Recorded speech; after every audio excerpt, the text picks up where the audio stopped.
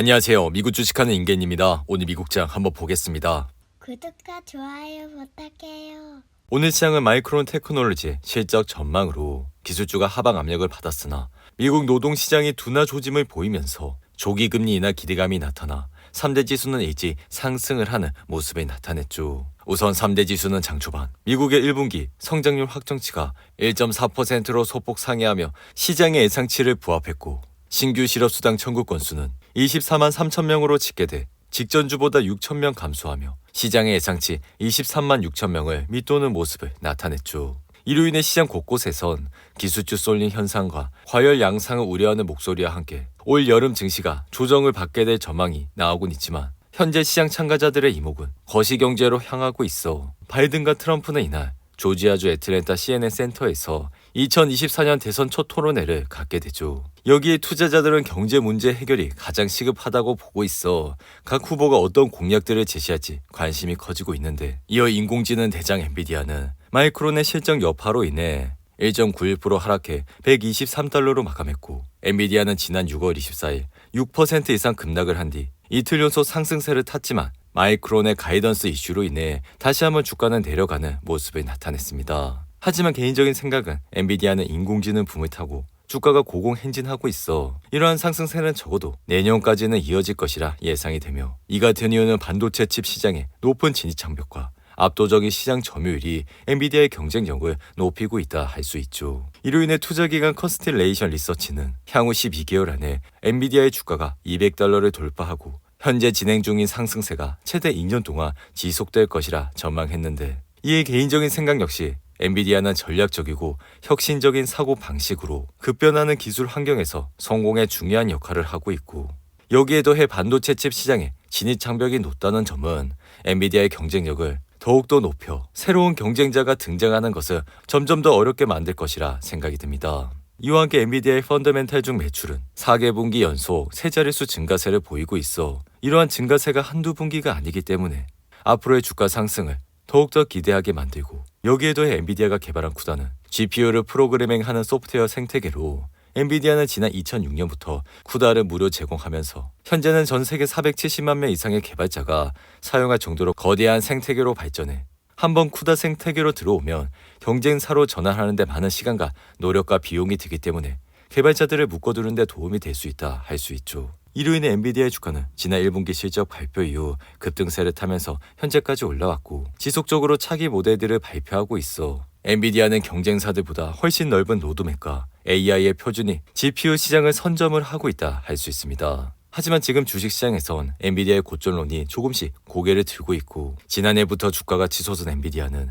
올해 들어서도 140% 이상 상승해 이미 주가가 오를 만큼 오른 것이 아니냐는 얘기가 종종 나오고 있죠. 하지만 개인적인 생각은 엔비디아의 기업 가치는 아직도 최고점에 이르지 않았다 생각이 들며, 이러한 이유는 엔비디아가 지난해 순이익 329억 달러를 기록했지만 올해는 654억 달러로 102% 성장이 예상되기 때문인데, 이로 인해 엔비디아를 평가하고 있는 월가의 애널들 중 엔비디아를 매도하라고 하는 애널은 단 한 명도 없다 할 수 있으며, 엔비디아 이 같은 상승 추세를 봤을 때 최근 주가에 적용된 PER은 충분히 매력적인 수준이라 할 수 있죠. 덩달아 지금 시장은 뮤추얼 펀드와 기업들의 자사주 매입, 해외 국부 펀드 모두 AI 주식 매입에 적극적으로 나서고 있어 AI 주식들이 조금이라도 흔들릴 때면 돈이 지속해서 들어와 매수로 이어지는 모습이 나타나고 있는데, 이에 개인 투자자들은 최근 약간 물러서는 듯 했지만 지금의 자금 흐름은 전 세계에서 가장 큰 10개 주식에 집중이 되고 있고, 여기에 더해 세계의 국부 펀드들이 이런 주식들을 계속 매수하고 있어 개인적인 생각은 이러한 흐름이 곧 바뀔 것이라고 생각은 들지 않습니다.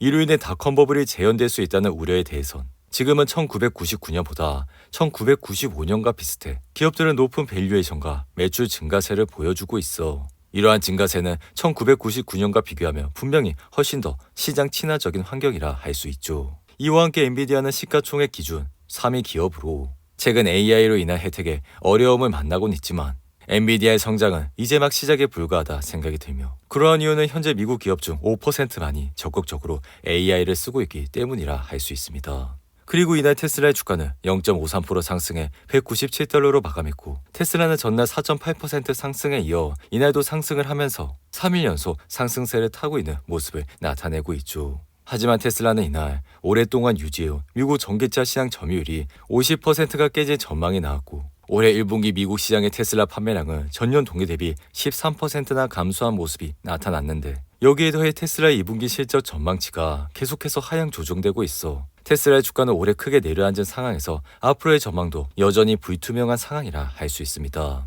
여기에 더해 테슬라는 통상 3분기에 둘째 날에 분기별 인도량을 발표하는데 테슬라의 인도량 발표는 향후 주가 흐름에 큰 영향을 미쳐 현재 시장이 예상을 하고 있는 테슬라의 2분기 인도량은 41만 대로 지난해와 유사한 수치가 나올 것이라 예상을 하고 있죠. 이에 개인적인 생각은 테슬라가 지난 1분기 실적 발표 이후 주가가 40% 가까이 상승은 했지만 여전히 펀더멘털 측면에서 보여준 것이 없어 다가오는 2분기 실적을 확인을 하고 투자를 해도 늦지 않다 생각이 드는데 이어 시가총액 2위 기업 애플은 이날 0.4% 상승해 $214로 마감했고 애플은 지난 6월 10일 WWDC 발표 이후 주가는 상승세를 타면서 여전히 좋은 흐름세를 나타내고 있죠. 한편 시가총액 1위 마이크로소프트는 이날도 상승해 $452로 마감하면서 다시 한번 사상 최고치를 기록했고 마이크로소프트는 지난 1분기 실적 발표 이후 잠시 주춤한 모습을 나타냈지만 시장 예상치를 상회하는 결과가 나왔기 때문에 이후 지속적인 상승세를 타면서 현재 주가까지 올라왔다 할 수 있습니다. 이에 개인적인 생각은 마이크로소프트는 기술적인 분석에서도 상단과 하단의 조정폭이 점점 줄어들면서 지난 6월 12일에는 정고점을 돌파했기 때문에 전형적인 상승의 패턴을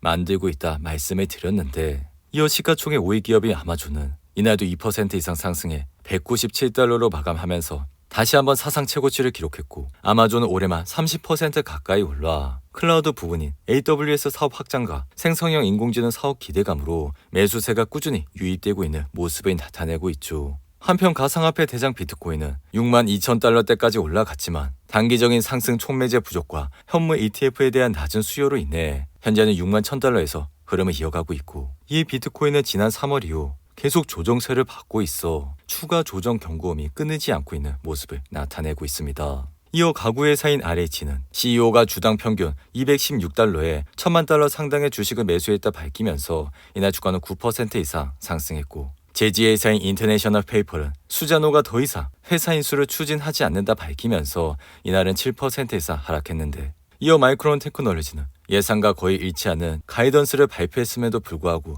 주가는 7% 이상 하락해 시장은 인공지능 수요가 계속해서 급증함에 따라 기대치를 높여가고 있고 골드만삭스는 연준의 스트레스 테스트에서 31개의 은행이 모든 심각한 경기 침체를 견뎌낼 수 있다 밝혔음에도 주가는 2% 이상 하락했는데 반면 컴퓨팅 네트워크 회사인 아리스타 네트워크스는 CT가 목표 가격을 기존 $330에서 $385로 인상을 한 이후 이날 주가는 4% 이상 상승을 하는 모습을 나타냈습니다. 오늘도 8분이 넘는 긴 영상 끝까지 시청해 주셔서 감사하고요. 가시기 전에 구독과 좋아요 잊지 마시고 그럼 저는 다음 영상에서 찾아뵙겠습니다. 감사합니다.